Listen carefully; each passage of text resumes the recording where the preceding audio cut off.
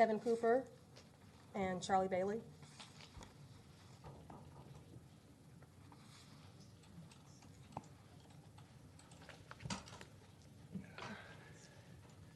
Thank you, Mayor, and congratulations on your appointment. Commissioners, particularly welcome to new commissioners, Commissioners Brody, Commissioners Aher and Koch. Just have a sincere personal and professional appreciation for community service, so thank you for your willingness to do it. I appreciate some of the conversation that came before us already on this issue, and I'm certainly not here to advocate for the removal of this tax. I think there are good parts of this tax, and then I think there are bad parts of this tax, and I'll kind of walk through some of that. But I want you to pull back a little bit to look at, as the report notes, since 2007, the city has taken advantage of the 5% increase of this tax every 2 years. And if you go back to 2007 and you take $1 and you add 5% every other year and you approve it this year, it'll be almost a 28% increase in taxes over the last 10 years. And I would ask you, what other tax in this community has gone up 28% in 10 years? And I would submit to you that you'd be hard-pressed to find one. Regardless of what the needs are, it is a disproportionate increase of taxes on businesses that is not seen by anybody else in this community, particularly for such kind of a nebulous tax. And that kind of leads me to my second point of pull yourself back, because I think you look through the schedule and it's $44 here, $248.11 here, but it's a collective $1 million that you're pulling out of the hands of businesses. I know Commissioner Brody ran on small businesses. Jennifer Koch, one of your legs of your stool was commerce, and that's a lot of money to pull out of small businesses. And you talk about what we get from it, and there are some strong benefits. I have no problem with the specialist here. I presume she does not make $1 million a year. If she does, I need to talk to her representative and get on that program, because there are some really strong pieces of it, and I kind of think of, if you had to recreate the tax, what would you do?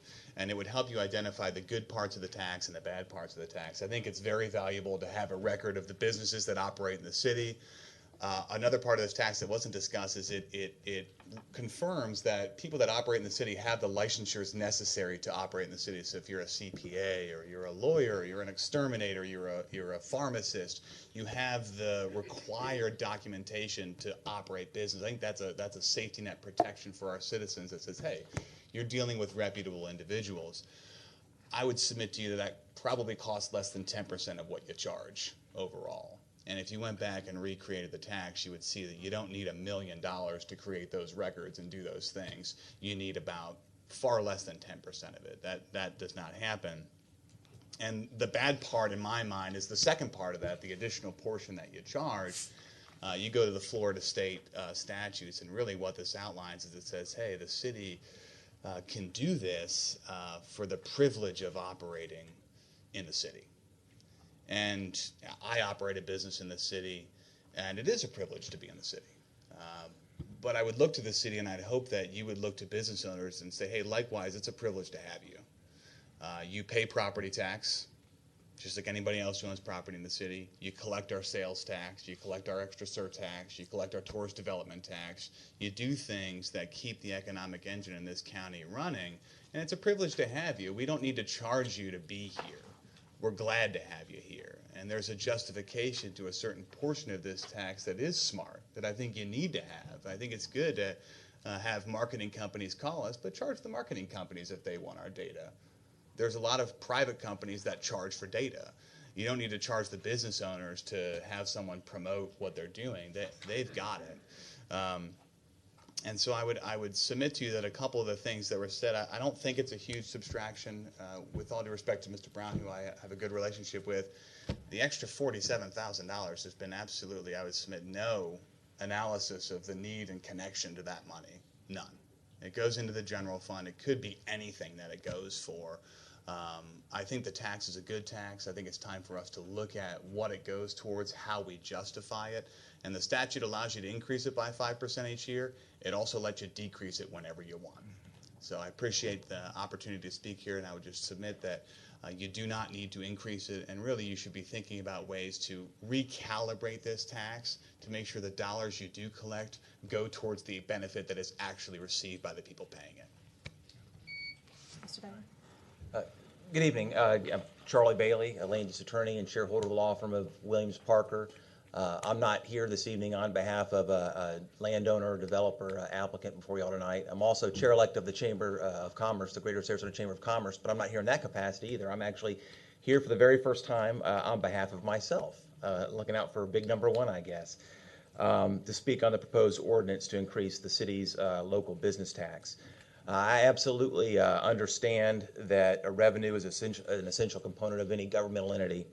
I am not opposed to a tax merely because it is a tax. I recognize and, in fact, salute the fact that taxes are necessary for governments to pay for essential services and other necessary functions of the government. And to that end, the city charter in Article 4, Section 12 provides that the city commission shall levy such ad valorem and other taxes authorized by law, and here's the metric, as necessary and desirable to provide sufficient revenues to carry on the government of the city. And I think reflective of that high standard of necessary and desirable, it's not necessary or desirable, the state statute that creates the local business tax provides that any such tax and an increase of that tax is to be affected by a majority plus one. So it takes 4 of y'all to actually increase the tax, which I think is reflective of the vetting that is worthy of increasing a tax. The ad valorem tax that you'll assess, of course, is the biggie, but there are other local option taxes. We often see the county has a local gas tax, which is used to fund transportation facilities. The county also has a bed tax, which is imposed on short-term rentals for tourist development and beach renourishment, things like that, for that specific purpose. The stated purpose of the local business tax, the city's local business tax, is to assure that members of our thriving business community have proper state and federal license and operate safely in order to protect our citizens. That's the stated purpose of the business tax.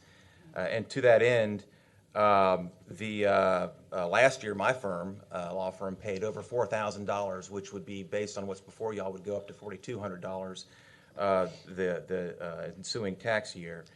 As Commissioner Brody pointed out, last year the city collected $937,000, almost $938,000, and with the proposed increase would collect $984,425, almost $1 million. Yeah, I'm here recognizing that I want to do my part to defray the costs associated with the city protecting members of the public, to ensure that professionals within our city that have the privilege of practicing within our city are providing those services they hold themselves out to do. And if $1 million is necessary to do that, we all ought to roll up our sleeves and throw in. But if it's not the actual cost associated with defraying those costs, I'd ask that you please carefully vet and consider that. Now, my friends at the Planning and Development Services Department have the unenviable task of collecting the tax, but I didn't see in the materials that were available on the city website the support materials that showed, that justified and demonstrated the methodology for determining that an increase is necessary.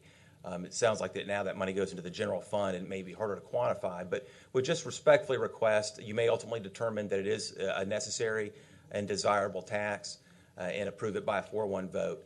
But as you do so and consider it and vet it, I would just ask that you just please carefully do ensure that it does meet that necessary stated purpose of protecting the public. So appreciate that, and thank you for your time. Thank you. Thank you.